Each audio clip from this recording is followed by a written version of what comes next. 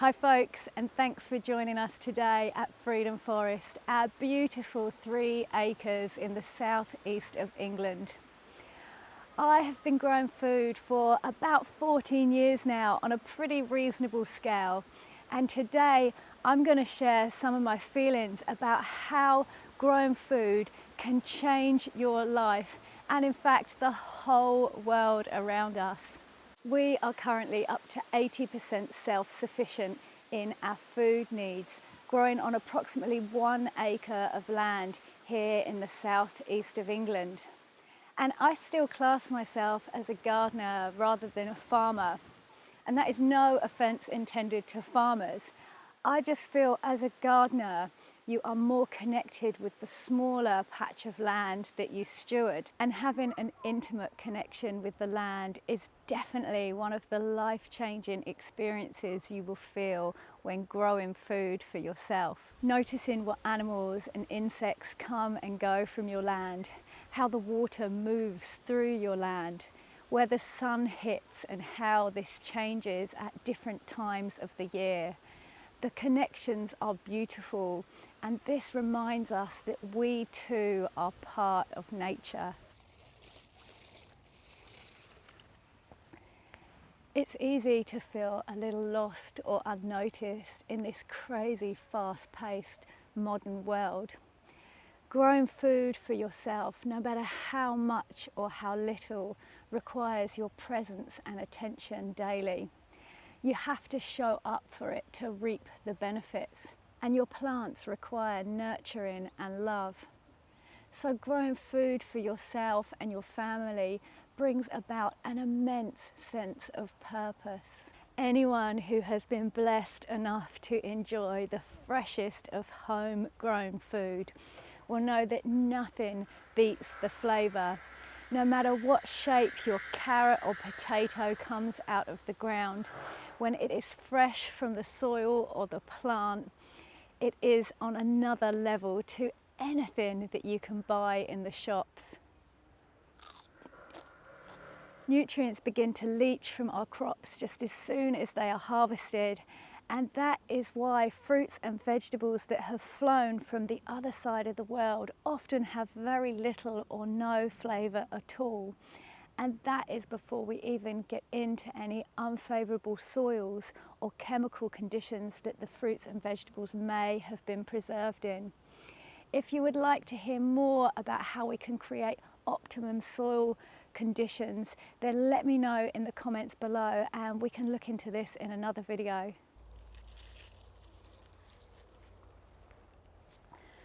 Flavour is a great nutritional gauge, and our bodies are way more clever than we might realise. If something tastes great, we're going to keep coming back for more. And this flavour factor also adds another layer to the satisfaction of growing your own food and adds a greater sense of purpose even more. There is so much evidence now showing that our food system is the main reason for our decline in health in the Western world. So the best thing that you can gift yourself and your loved ones to make a difference is nutritious, beautiful, fresh food grown with love and care. Growing food teaches us patience. It feels like nowadays we are always in a rush and we need everything now. This is not the case when it comes to gardening.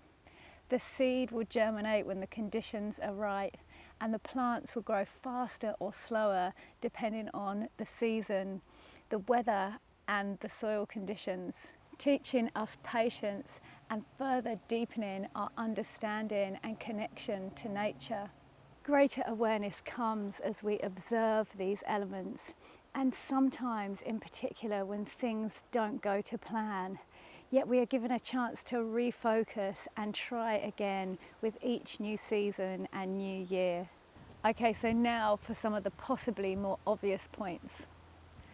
The seemingly unavoidable amount of packaging on fresh store-bought food has reached an all-time high. And in many shops, there's not actually even the option to buy loose fresh produce anymore. We are fortunate enough to only need to buy mushrooms and bananas in fresh on a weekly basis. And we have noticed over the years, as we've grown more and more food for ourselves, the positive impact that this has had on the waste that we generate. For context, this is 52 mushroom containers. So that's one box of mushrooms per week over the course of a year. And with nearly all food coming in plastic or packages like this, you can maybe begin to realise what this must look like for an average family household these days.